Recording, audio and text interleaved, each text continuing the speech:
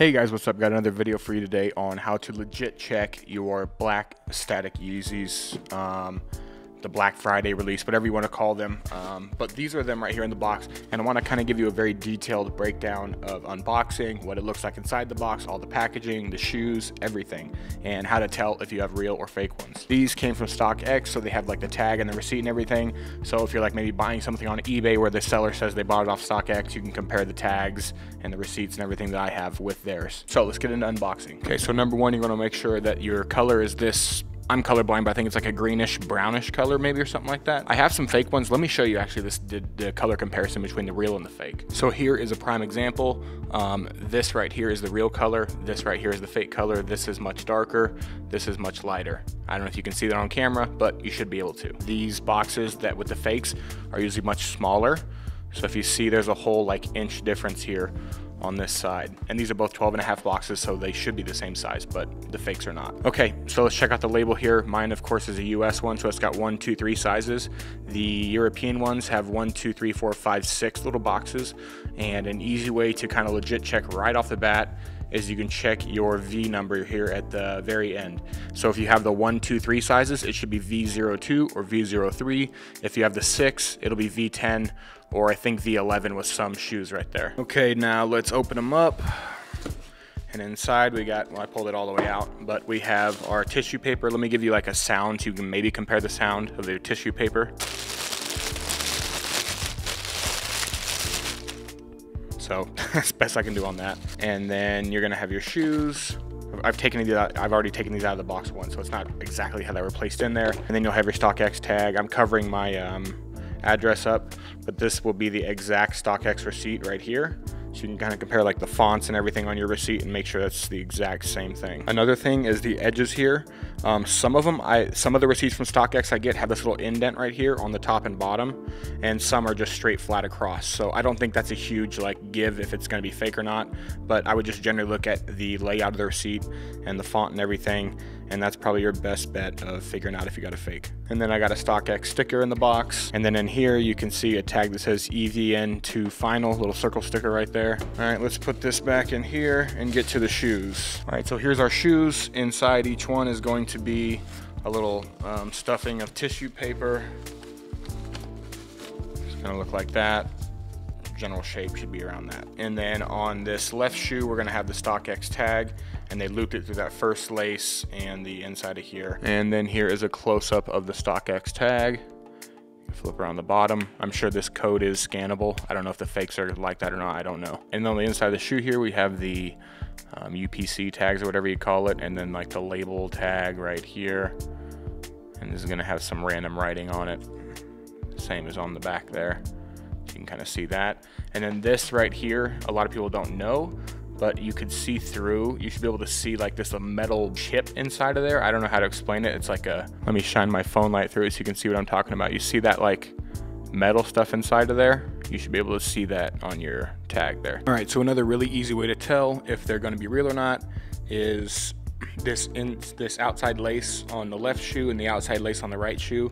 This first one right here should go underneath the first one on the inside. So outside, underneath the inside lace right there. Now if a pair has that, that doesn't mean it's real.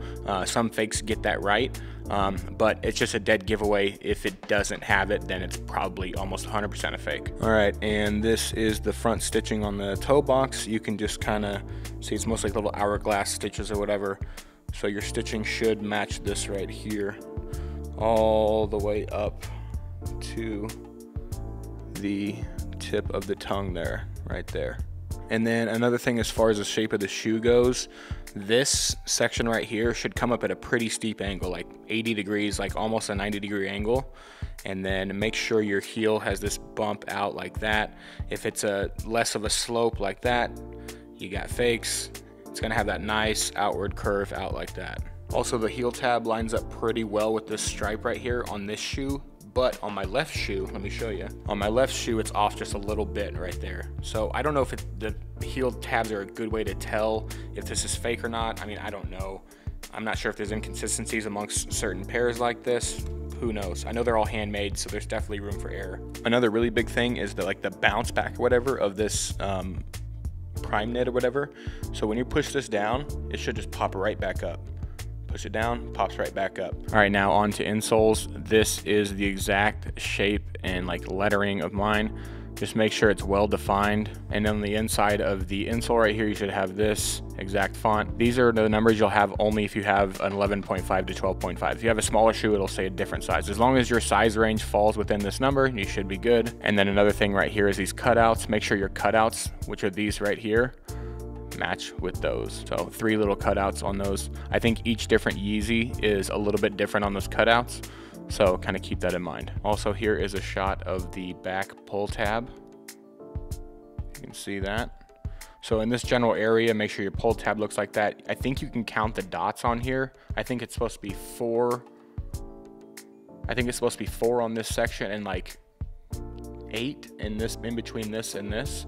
And then if you flip this around, it should be sewn shut right here, like sewn together. And then also make sure this stitch line is pretty straight.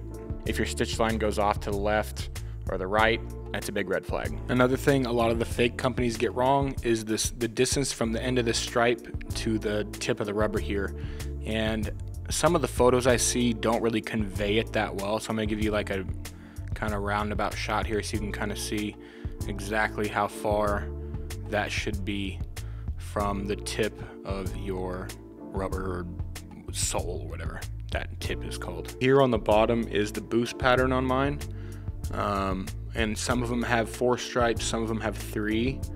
So just kind of make sure your boost looks like that. But it should look very similar to that right there. All right guys, and that is some easy ways you can legit check your static black Yeezys. I know I see a lot of videos on how to legit check them, but none of them are getting like really detailed, close-up, really sharp shots. So I wanted to give that for you guys. If you liked the video, hit the thumbs up. If you have any other suggestions for me, put them down in the comments down below. I have a ton more. I have a bunch more of the Yeezys I have to do. I have like a lot. I have a lot of them. So I'll do a video for each single one that I have. If there's any that you need me to do a video on sooner than later, let me know. If there's enough people that want that one, then I will do that one first. That is the end of the video. Have a great day. Bye.